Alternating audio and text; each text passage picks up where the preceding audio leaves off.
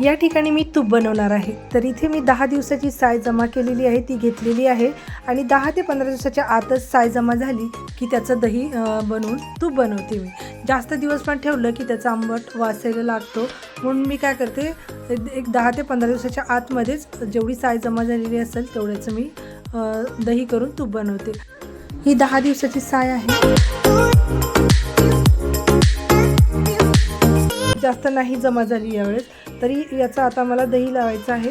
तर आधी साय काय मी फेटून घेतली, फ्रीजमधून काढून ठेवली होती एक दीड तास बाहेर, आणि मग ते रूम टेम्परेचरवर आलं की मग त्याच्यामध्ये आपल्याला काय करायचं, दही मिक्स करायचं आहे। एक 2 चमचे मी याच्यामध्ये दही टाकलेलं आहे आणि आता या साईला चांगलं दही टाकून मिक्स करून घेत आहे, फेटून घेत आहे। चांगलं मिक्स करून घ्यायचं, एकजीव करायचं आणि झाकण ठेवून ना मी हे आता संध्याकाळच्या टायमाला ठेवत आहे। एक 12 तास 13 तास आपलं हे मस्त चांगलं दही बनण्यासाठी लावून द्यायचं आहे, ठेवून द्यायचं आहे। झाकण ठेवलं आणि ठेवून दिलेलं आहे रात्रभर दही होण्यासाठी। तर आता इथे सकाळ झालेली आहे, तर इथे बघू शकता मस्त असे झेंडूला फुलं लागलेली आहेत, खूप साऱ्या कळ्यासुद्धा आलेल्या आहेत। तर इथे झेंडूची फुलं मला खूप आवडतात, म्हणून मी झेंडूची झाडं नेहमी ठेवते। तर आपल्याला पूजेसाठी सुद्धा झेंडूची फुलं लागतात, त्यामुळे मी शक्यतो घरच्या घरी ना फुलं घेण्याचा प्रयत्न करते। तर इथे बघा सकाळी दही पण मस्त तयार झालेलं आहे, एकदम इथे बघू शकता असं घट्ट असं दही इथे तयार झालेलं आहे। तर हे काही दही आपल्याला खायचं नाही आहे, बऱ्याच दिवसाचं साय जमा झालेली आहे, त्याचं फक्त तूप बनवायचं आहे मला। तर आता हे दही मी काढून घेते मोठ्या पातेल्यामध्ये, आणि आता याला मी मिक्सरचा सुद्धा वापर करणार नाही आहे। तर मिक्सरची सुद्धा काही गरज नाही, तर पारंपरिक पद्धतीने केल्यासारखं मी इथे करण्याचा प्रयत्न करते। तर मिक्सरचा वगैरे वापर न करता तर इथे मी रवीच घेते आणि त्यामध्ये पाणी थोडं थोडं टाकून मी रवीनेच हे दही घुसळून घेते। तर रवीनं घुसळलं ना तर छान असं लोणीसुद्धा छान असं घुसळून घ्यायचं, आणि वर जे लोणी येतं ते सगळं लोणी मी काढून घेते।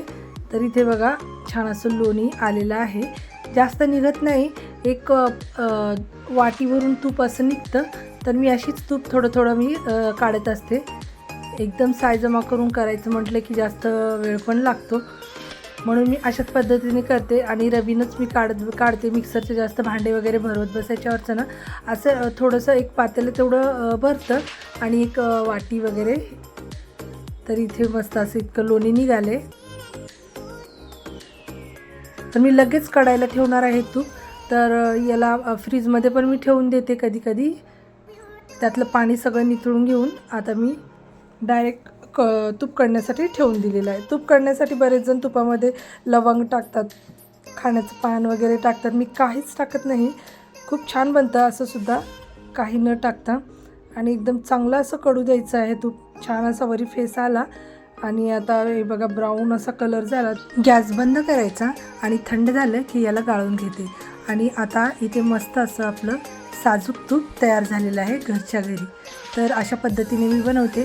आता सगळीकडे ओट्यावरती ना पसारा पडलेला आहे, तो पसारा आवरायचा आणि ओट्यावर जे दह्याचे थेंब पडलेले आहेत आणि ते दह्याचे आपले चिकट झालेली भांडीसुद्धा गरम पाणी टाकून स्वच्छ करून घेते आणि घासून घेते।